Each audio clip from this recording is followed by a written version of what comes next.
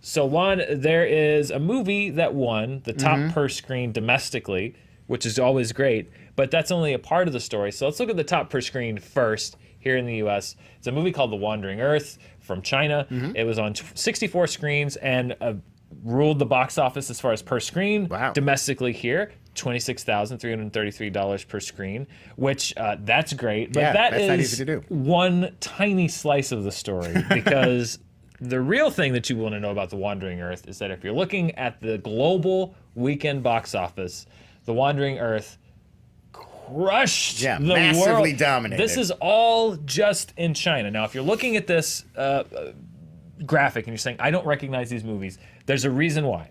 Starting last Tuesday, Chinese New Year began at the Chinese box office. That is the biggest week, generally, movie-going week of the year for the Chinese market. Yeah. They flush in a lot of new, big, buzzy releases. Yeah, it's like their holiday release season. Exactly, but it's all in 1 week. Right. And generally what you see, and this is what you saw this week, is one movie will take Tuesday, and then the next day, another movie will be number one. And that's what happened, except The Wandering Earth really closed strong.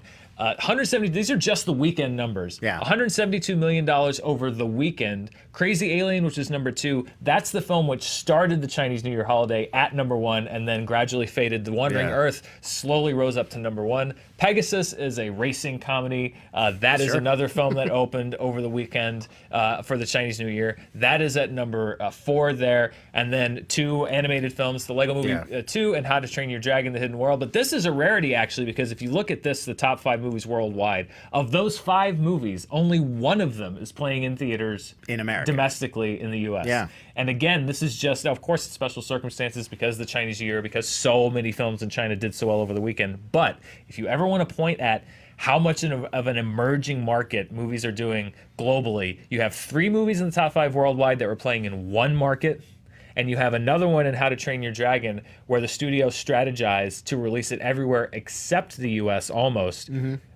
first. Right. That is great evidence of just how much this movie business is growing outside of Hollywood when you look at a graphic like that and see 4 out of 5 movies not playing in the United States. Yeah, we were talking about this a little before the show. I feel like we are very close to a time when it will just be normal for some of the highest grossing movies of the year to be from China.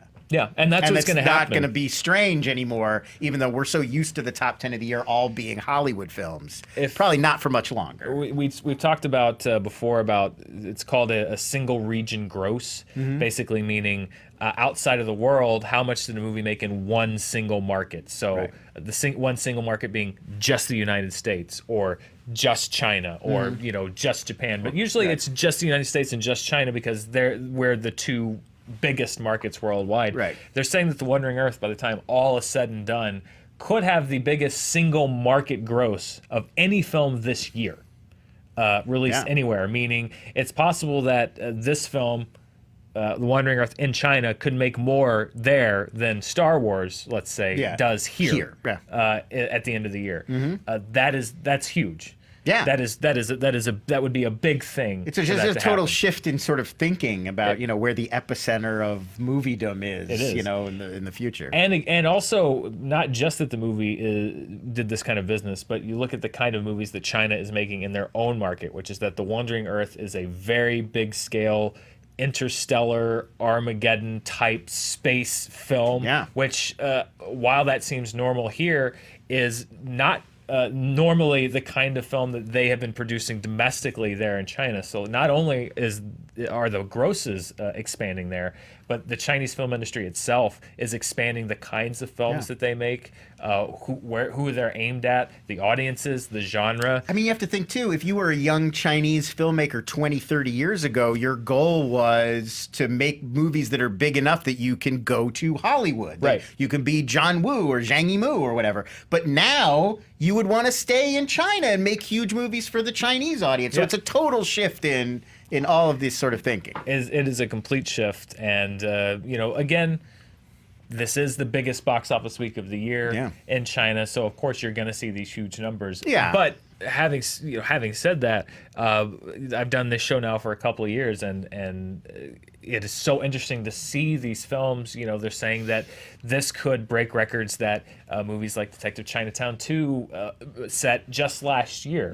This idea of this kind of runaway expansion. It feels like what was happening domestically about 5 or 6 years ago here, where every film was topping itself successively. I mean, it's also, you're talking about, like, in America, a film-going culture for decades now, where it's like a thing that's accepted that everybody does. In like, decline, really, here. Right. It's like, because we have now streaming and all these other options are taking away. But in China, a lot of areas of China, like, they might not have had a movie theater until pretty recently. It's a market that's still opening up there. So it's only going to keep exponentially increasing, even as America's movie business might be starting to be in decline. It's going to be a very interesting story to track over the next few years. And The Wandering Earth is a film that we're going to be talking about for quite a long time. As a matter of fact, let's look at the top worldwide grossers of 2019, and you're going to see a very familiar name right up there at number one, because look at that. Now, some outlets, forward box office is always a little difficult to track because there's a lot of variance in the numbers. I've seen some reports of The Wandering Earth making 320, 340 million plus. This is just the figure that I, decided to stick with. It'll all even out over time. It doesn't matter. After a week, less than a week really in release, The Wandering Earth is now the highest grossing film worldwide. Glass, the number 2 grossing film worldwide. And then if you look at the rest of those, the Crazy Alien, Pegasus, and The New King of Comedy, which is from Stephen Chow, are all open last week and are all now in the top 5 grossers of 2019 worldwide. And you see Glass drop down, How to Train Your Dragon 3.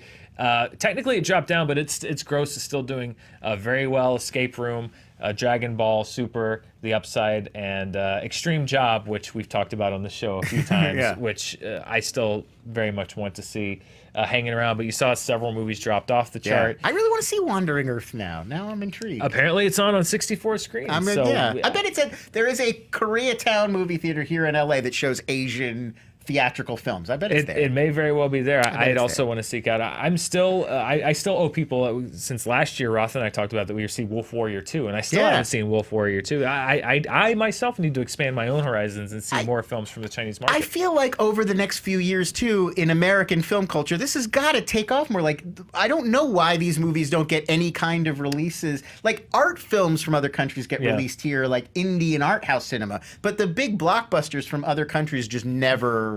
There's never really a big, like, stateside release. They just assume Americans won't care. I think because so few Americans, myself included, have seen blockbuster cinema from China, that perhaps the American market hasn't been exposed to it that much. I feel like art house films and foreign films, I feel like have for decades been sort of making inroads, but that could be another thing is as Chinese imports come in, and as we're, American audiences are exposed to the big films from places like China, will those garner more of a following here in the United States? Yeah, I'm very curious to see if that's going to start happening, because now that they're having huge budgets and like there's no real reason other than Americans' aversion to subtitles that these movies couldn't and dub them. Never underestimate an American's dislike for reading, Lon. That's true, but like dub it though. I mean, I don't think that's a huge problem. I'd rather have subtitles, but I would that's too, just me. But yeah.